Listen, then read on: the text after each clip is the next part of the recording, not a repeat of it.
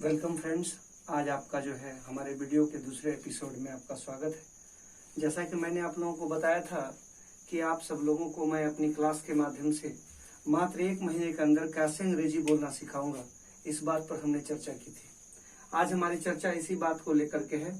जैसा कि मैंने पिछले वीडियो में आपको बताया था कि जब आप बात करते हैं अंग्रेजी बोलने की, तो इंग्लिश में सबसे इम्पोर्टेंट जो होता है वो हमारा स्ट्रक्चर होता है। स्ट्रक्चर को लेकर के हम सभी लोग काफी डरे हुआ महसूस करते हैं कि स्ट्रक्चर काफी टफ होगा, किस तरह से हमको डील करना होगा। लेकिन मैं एक बात आपको क्लियर कर दूं, जो सबसे इम्पोर्टेंट है वो ये है कि जब आप बात स्ट्रक्चर की करते हैं तो स्ट्रक्चर की बात करते वक्त आपको ये ध्यान रखना होगा कि स्ट्रक्चर्स जो हैं वह किसी भी स्ट्रक्चर्स को हम 3 तरह से बनाते हैं। यानी इसके लिए सबसे पहले हमें जानना जरूरी क्या होता है, टेंस के बारे में जानना होता है। जैसा कि हम सभी जानते हैं कि टेंस को 3 पार्ट में मुख्य रूप से तोड़ा जाता है। एक प्रेजेंट टेंस होता है, दूसरा पास्ट टेंस होता है और तीसरा हमारा फ्यूचर टेंस होता है। प्रेजेंट में हम वर्तमान की बात करते हैं, पास्ट में हम जो है भूतकाल की बात करते हैं और फ्यूचर में आने वाली चीजों के बारे में चर्चा करते हैं।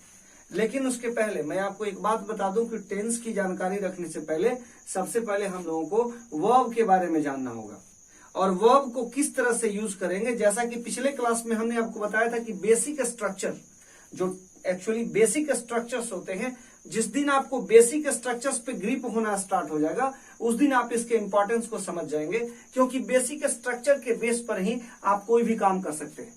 जब तक आपके पास बेसिक स्ट्रक्चर्स नहीं है तब तक आपके लिए अंग्रेजी बोलना काफी मुश्किल होगा। मैंने पिछले ही क्लास में आपसे कहा था कि if you want to be a good communicator, first you will have to see the 2 aspects of communication. The first aspect is hear, that is called structures, and the second one is vocab. If you have structures and vocabs, mix both of them and the moment comes gradually you will speak. And if you think in yourself, English is a normal subject, definitely it is for normal subject for you, but what you have to think, first you have to think positively, your mind should work positively, and the moment comes you can walk very well, you can speak very well. This is with every speaker who is going well or who has achieved something, not more things in his life. He has worked hard. It means what? He has continued his study. Those who are going to continue their study, the moment comes, they are going to interpret anybody. The reason behind it, they have nourished themselves. In the same way, you have to nourish yourself. Now, I tell you कि आपको कैसे deal करना है, किस तरह से आप deal करोगे, कैसे आप स्ट्रक्चर्स को डील करोगे। तो मैं स्ट्रक्चर्स के लिए आता हूं। सबसे पहले मैं बात कर दूं कि जो है जब आप स्ट्रक्चर्स की बात करोगे तो पिछले क्लास में मैंने आपको बताया था कि सेंटेंस में आपको जो है सब्जेक्ट होना चाहिए, सब्जेक्ट के बाद आपका वर्ब होना चाहिए और वर्ब के बाद आपका ऑब्जेक्ट होना चाहिए। इस पर मैंने चर्चा करी थी। अब जब मैं वर्ब की बात कर रहा हूं तो वर्ब की बात जब मैं कर रहा हूं तो वर्ब को 3 सेक्शन में मैं तोड़ूंगा। ध्यान देंगे आप, 3 सेक्शन में मैं तोड़ूंगा। सबसे पहला वर्ब को मैं तोड़ूंगा प्रेजेंट में, दूसरा मैं इसे तोड़ूंगा पास्ट में और तीसरा मैं इसे तोड़ूंगा फ्यूचर में। प्रेजेंट में हमारे पास क्या क्या आता है, तो इज आता है, आर आता है और एम आता है। पास्ट में जब हम जाते हैं तो यहां पर हमारे पास वॉज आता है और वेयर आता है। और फ्यूचर में हमारे पास क्या आता है, सेल आता है और विल आता है। जरा आप ध्यान देंगे, मैंने अभी कहा कि प्रेजेंट में क्या आता है, इज आता है, आर आता है और एम आता है। पास्ट में क्या आता है, वॉज आता है और वेयर आता है। और फ्यूचर में क्या आता है, शैल और विल आता है। अब इन सभी के यूजेस को हम देखेंगे। जैसे इनके यूजेस हमें पता होंगे, हमारे लिए सेंटेंस बनाना आसान होगा।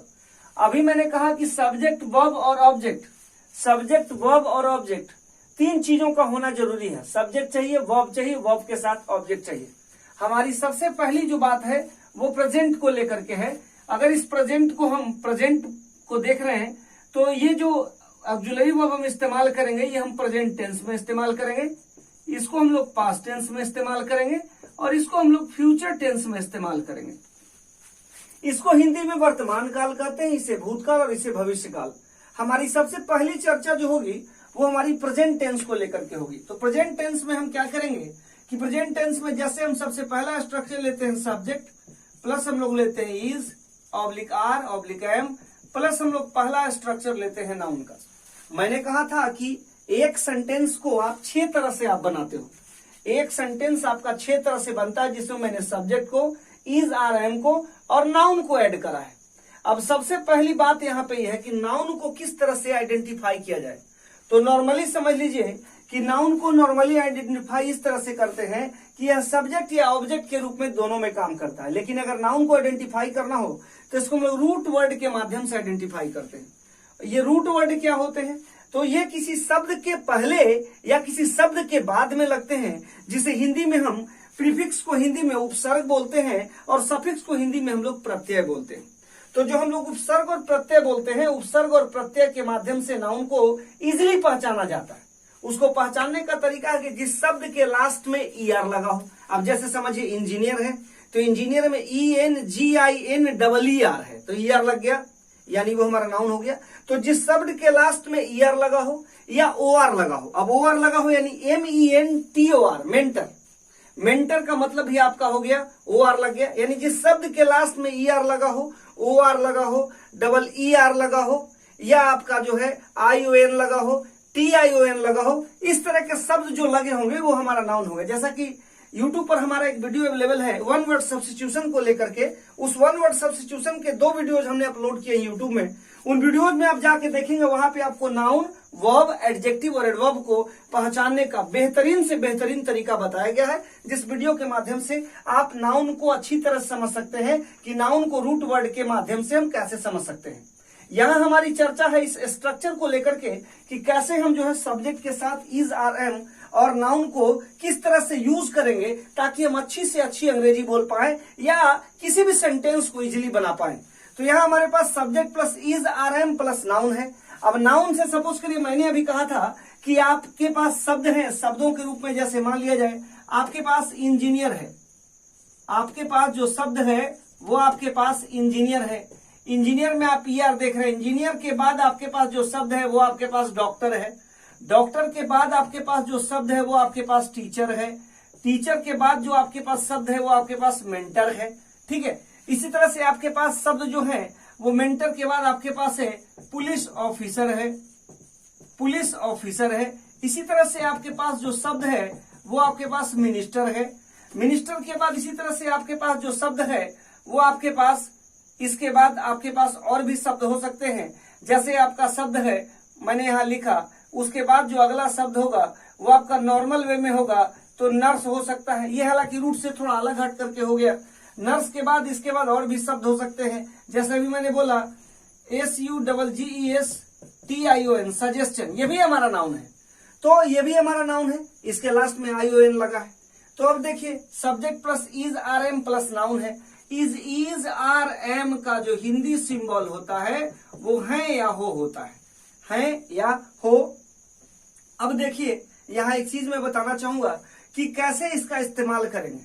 तो जैसे मान लिया जब मैं यहां लिखता हूं कि आप एक लेखक हैं, अब जरा ध्यान देंगे, यहां पे हमारा आप है, आपकी इंग्लिश होगी यू होगी, और यू के साथ क्या लगेगा, तो जाहिर सी बात है यू सेकंड पर्सन है और सेकंड पर्सन में इसके साथ हमेशा प्लूरल वर्ब का प्रयोग होता है। सेंटेंस है तो यू के साथ क्या लगेगा, आर लगेगा, URA, और उसके बाद हो जाएगा राइटर। तो आप एक लेखक हैं तो यू आर ए राइटर। अब जरा देखिए इस सेंटेंस को हम कैसे बनाएंगे। नॉर्मली अगर हमने लिखा यू आर ए राइटर, आप एक लेखक हैं, आप एक लेखक नहीं है, you are not a writer. क्या आप लेखक हैं, आर यू ए राइटर। क्या आप एक लेखक नहीं है, are you not a writer. कौन लेखक है, हु इज ए राइटर। कौन लेखक नहीं है, who is not a writer. आप कैसे लेखक हैं, how are you a writer. आप कैसे लेखक नहीं है, how are you not a writer.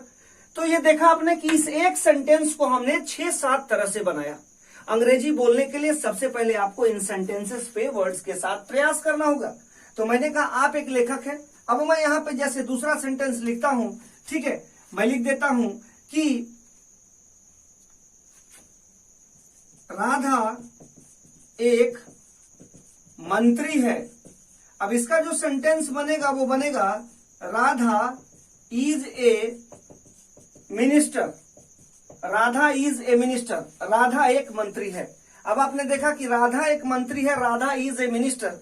अब आपने देखा इस सेंटेंस को फिर मैं तोड़ूंगा, बोलेंगे कि राधा के साथ आपने इज क्यों लगाया? तो राधा के साथ इज लगा क्योंकि राधा जो है वो सिंगुलर सब्जेक्ट है और सिंगुलर सब्जेक्ट के साथ सिंगुलर वर्ब का ही प्रयोग किया जाएगा। चूंकि ये सेंटेंस प्रेजेंट में है तो प्रेजेंट में होने की वजह से इस सेंटेंस में इस का प्रयोग किया गया, तो ये राधा इज ए मिनिस्टर। अब देखिए इस सेंटेंस को कैसे तोड़ेंगे। राधा एक मंत्री नहीं है, Radha is not a minister. क्या राधा एक मंत्री है? Is Radha a minister. क्या राधा एक मंत्री नहीं है? Is Radha not a minister. कौन एक मंत्री है? Who is a minister. कौन एक मंत्री नहीं है? Who is not a minister. क्या आप एक मंत्री हैं? Are you a minister. क्या आप एक मंत्री नहीं है? Are you not a minister. आप मंत्री हैं, आप मंत्री हैं, यू आर ए मिनिस्टर। कहने का मतलब यहां पे यह है कि आपने देखा एक सेंटेंस को मैंने कई तरीके से बनाया। अब देखिए यहां पे ईआर लगा है, यहां पर भी ईआर लगा है, ये आपका नाउन हो गया।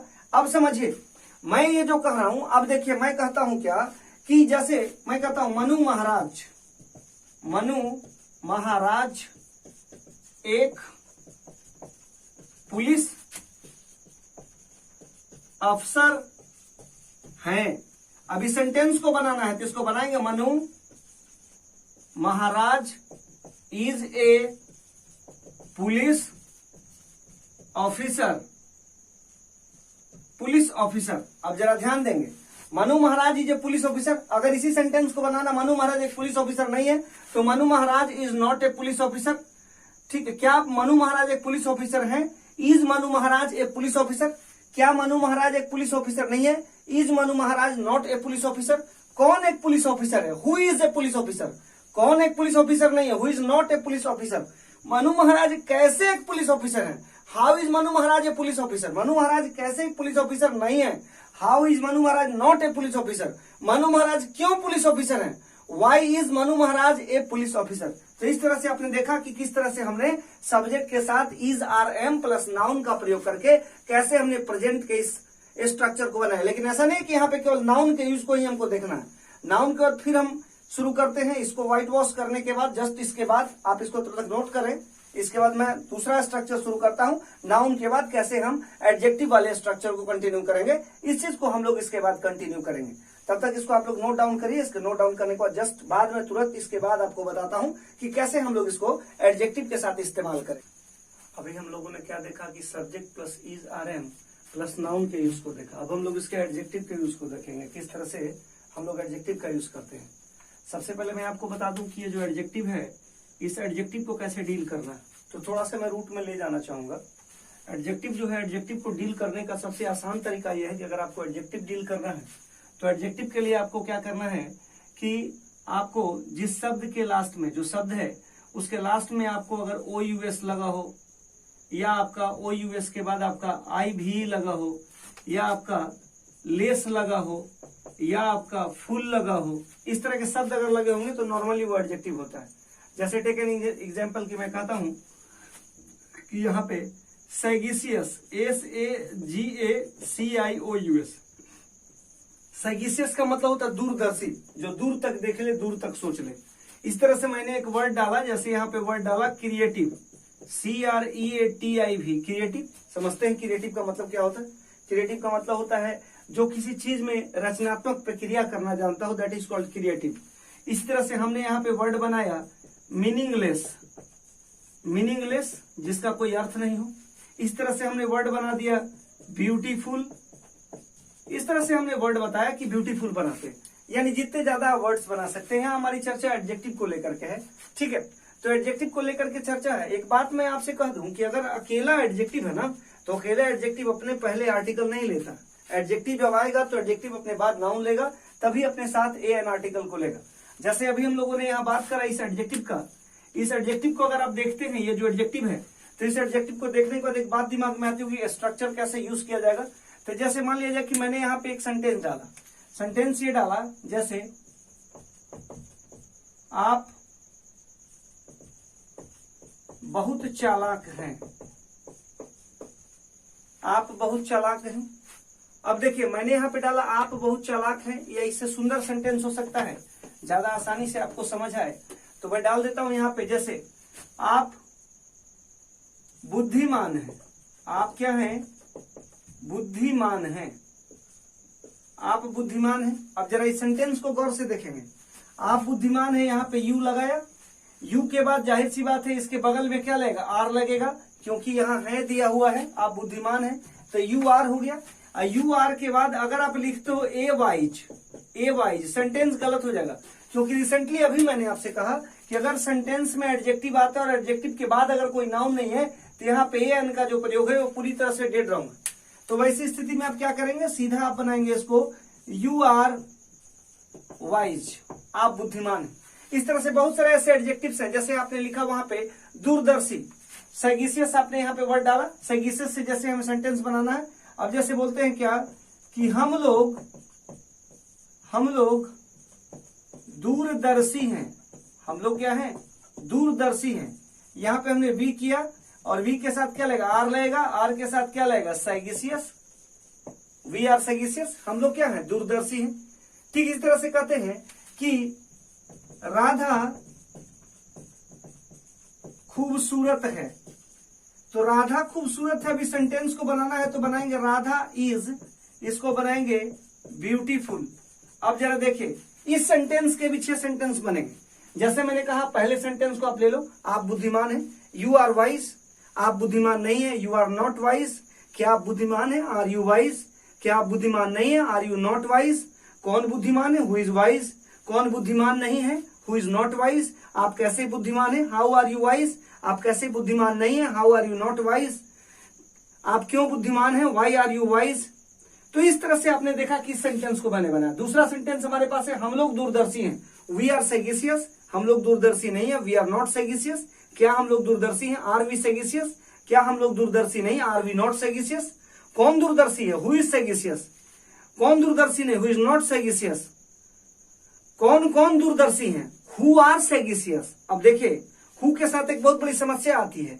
अभी मैंने कहा कौन दूरदर्शी है तो हु इज सैगिशियस, और कौन दूरदर्शी नहीं है तो हु इज नॉट सैगिशियस। अभी मैंने कहा कि कौन कौन दूरदर्शी है, यहाँ सब्जेक्ट एक नहीं एक से ज्यादा लोग हैं, इसलिए हु के साथ सिंगुलर नहीं बल्कि प्लूरल यानी आर का प्रयोग होगा, हु आर नॉट सैगिशियस। कौन कौन दूरदर्शी नहीं है, हु आर नॉट सैगिशियस। इस तरह से आप कैसे दूरदर्शी हैं, हाउ आर यू सैगिशियस, आप कैसे दूरदर्शी नहीं, how are you not a सैगिशियस।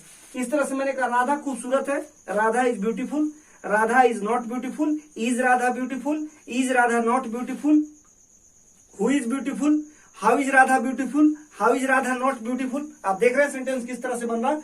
तो इस तरह से हमने इस सेंटेंस को बनाया, यानी आप एडजेक्टिव में भी इस स्ट्रक्चर का इस्तेमाल कर सकते हैं। अब आपके सामने आ गया नाउन का स्ट्रक्चर।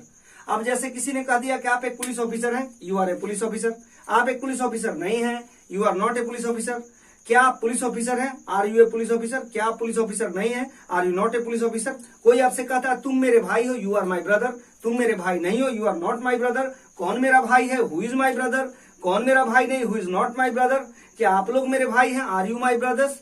तो इस तरह से सेंटेंस को हमने नाउन से बनाया। अब जैसे मीनिंगलेस यहाँ पे वर्ड दिया गया है, तो मीनिंगलेस का मतलब अर्थपूर्ण, अर्थविहीन होता है, जिसका अर्थ नहीं। जैसे कहते हैं दिस, जैसे सेंटेंस बनाते हैं कि यह बात अर्थविहीन है या अर्थ इसमें है ही नहीं, तो सेंटेंस को क्या बनाएंगे, यह बात। तो this topic is meaningless, this topic is not meaningless, is this topic meaningless, is this topic not meaningless, how is this topic meaningless, how is this topic not meaningless.